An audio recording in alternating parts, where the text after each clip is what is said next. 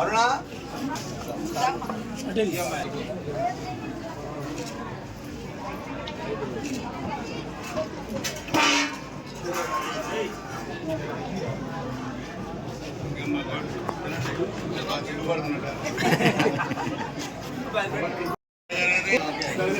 ఎండి గారు వెనక్కొండి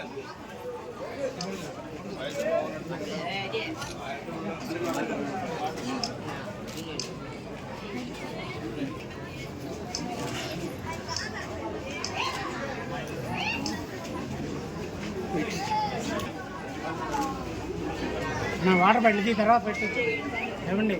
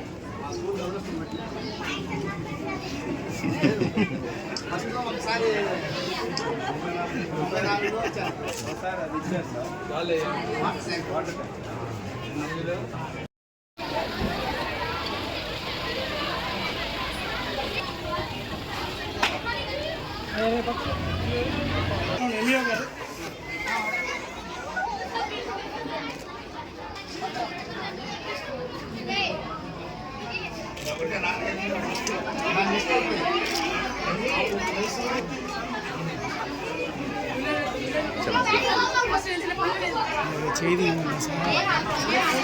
సారా చేయగలిగితే వద్దాం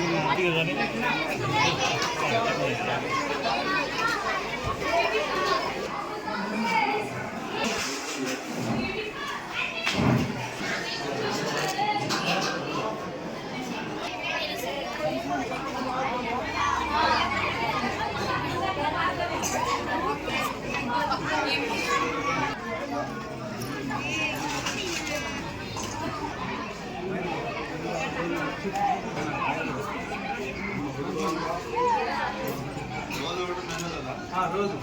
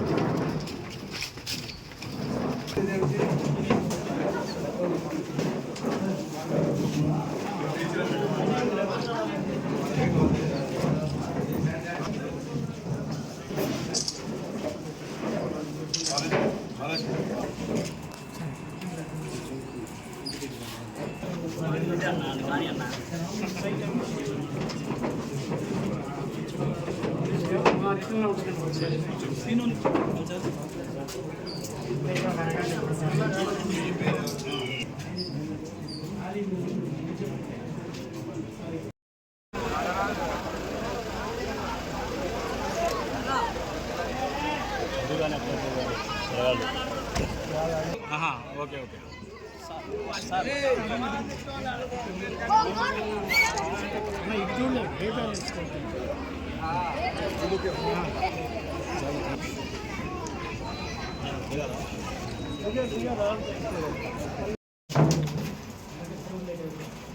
పిల్లట్లోని జీవిజిగా ఎస్టేట్స్ అంటే స్కూల్, అదేవిధంగా ఇప్పుడు ఆ ఎస్టేట్ కింద ఉన్న 300 ఎకరాలు దాతలు ఇచ్చిన భూమి, అదేవిధంగా స్కూలు. ఇది మొన్నటిదాకా ఈ స్కూల్ కూడా ట్రస్ట్ కిందనే ఉంది. ఈ స్కూల్లో చదువుకొని ఈ హాస్టల్లో గతంలో ఇక్కడ హాస్టల్ ఉంది. ఆ హాస్టల్ కనుక ఆ రోజు బాగా పిల్లలు చదువుకొని చాలా ఉన్నతమైన స్థానాల్లో ఉన్న వ్యక్తులు ఈ స్కూల్లో హాస్టల్ చదువుకున్నారు. దేశ విదేశాల్లో ఉన్నారు, హైదరాబాద్లో ఉన్నారు, అన్ని రాష్ట్రాల్లో కూడా ఉన్నారు. సో ఈరోజు ప్రభుత్వం తీసుకునే నిర్ణయాలు కూడా మనం ఒకసారి చూస్తే, ఎడ్యుకేషన్ పరంగా ఇప్పుడు ఎన్డీఏ ప్రభుత్వం వచ్చిన తర్వాత లోకేష్ గారు ఎడ్యుకేషన్ మినిస్టర్గా ఉన్నారు. రాష్ట్రంలో ఎడ్యుకేషన్ పరంగా అన్ని విధాలుగా ప్రపంచ స్థాయిలో మన పిల్లలు పోటీ పడే విధంగా స్కిల్స్ కూడా డెవలప్ చేసి వాళ్ళు కూడా ఈరోజు పోటీతత్వం ఎక్కువ వచ్చింది. ఈరోజు ప్రపంచం మొత్తం చూస్తే ప్రపంచం మొత్తం గుప్పిట్లో ఉంది, ప్రపంచం మొత్తం సెల్ ఫోన్లో ఉంది, ప్రపంచం మొత్తం కంప్యూటర్లో ఉంది. సో ఈ పోటీతత్వానికి తట్టుకొని మనం కూడా ఇతరులతో పోటీ పడే విధంగా ఆంధ్రప్రదేశ్ విద్యా వ్యవస్థని మెరుగైన పరిస్థితుల్లో తీసుకురావడానికి ఈ ప్రభుత్వం కృషి చేస్తూ ఉంది.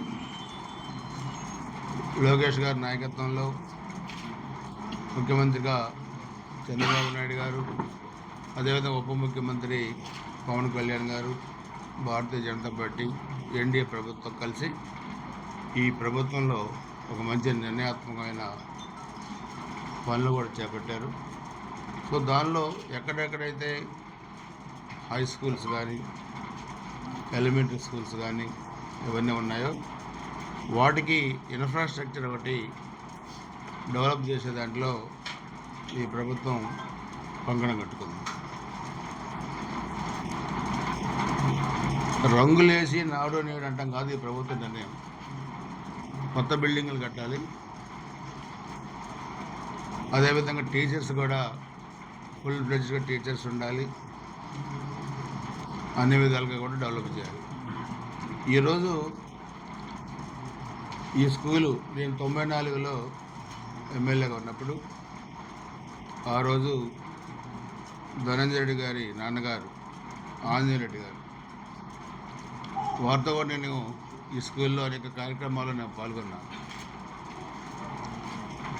సమితి ప్రెసిడెంట్గా చేశారు, అదేవిధంగా ఈ ఎస్టేట్కి ట్రస్టీగా ఉన్నారు. దాని తర్వాత ధనంజయ రెడ్డి గారు ట్రస్టీగా ఉన్నారు. అనేక మంచి కార్యక్రమాలు కూడా చేయడం జరిగింది. సో దాంట్లో ఈ మధ్య చాలా ఈ స్కూల్లో చదువుకున్న చాలామంది నాకు కూడా చెప్పడం జరిగింది. అదేవిధంగా ధనంజయ రెడ్డి గారు కూడా ఎప్పటి నుంచో పెంచగా వీళ్ళందరూ కూడా మన నాయకులందరూ కూడా చెప్తున్నారు, ఇది ఒక చారిత్రాత్మకమైన స్కూల్, మేము కూడా స్కూల్లో చదువుకున్నాం, దీన్ని అన్ని విధాలుగా డెవలప్ చేయాలని. సో దానిలో భాగంగానే ఈరోజు ఇక్కడికి రావడం జరిగింది. దీనిలో ప్రధానంగా నా దృష్టికి తీసుకొచ్చిన అంశాలు, ఒక 5 క్లాస్ రూమ్స్ ఇమీడియట్గా కావాలన్నారు. అదేవిధంగా కాంపౌండ్ వాళ్ళు కూడా ఒకటి కావాలని చెప్పి అడిగారు. దాదాపు 7 ఎకరాల సువిశాలమైన ప్రాంగణంలో ఉన్న ఈ స్కూలు దాదాపు పల్నాడు ప్రాంతంలోనే 7 ఎకరాలంటే చాలా పెద్ద విస్తీర్ణం గల స్కూలు. ఇది కూడా ఈ ల్యాండ్ కూడా అన్యక్రాంతం కాకుండా ఎవరు ఆక్రమించుకోకుండా కూడా కాంపౌండ్ వాళ్ళు అడిగారు. దాన్ని కూడా అధికారులతో మాట్లాడి ఈ క్లాస్ రూమ్స్ ప్లస్ కాంపౌండ్ వాళ్ళకు కూడా నిధులు కూడా తీసుకురావటం జరుగుతుంది. అదేవిధంగా మిడ్ డే మీల్స్ కూడా నేను చూశాను. పిల్లలకి రాష్ట్ర ప్రభుత్వం ఇచ్చే మధ్యాహ్న భోజన పథకంలో నాణ్యత ప్రమాణాలు కూడా పాటించాలని చెప్పి ప్రభుత్వం ఎప్పుడు చెప్తూనే ఉంది. దానిలో భాగంగా నేను కూడా ఈరోజు చూశాను. మంచి క్వాలిటీ ఫుడ్ కూడా పిల్లలకు అందిస్తూ ఉన్నారు. చాలా సంతోషం. అందుకని ఈరోజు ఈ స్కూల్ అభివృద్ధికి గతంలో నేను 94 తర్వాత వచ్చినప్పుడు డ్రింకింగ్ వాటర్ ఫెసిలిటీ కూడా అప్పుడు కల్పించాం. ట్యాంక్ కూడా నిర్మాణానికి నిధులు ఇచ్చాం. ఈరోజు టీచర్స్కి కానీ స్టూడెంట్స్కి కానీ అన్ని విధాల రూమ్స్ కూడా అకామిడేషన్ కూడా కల్పించే దాంట్లో కూడా నిధులు కూడా మంజూరు చేస్తాం.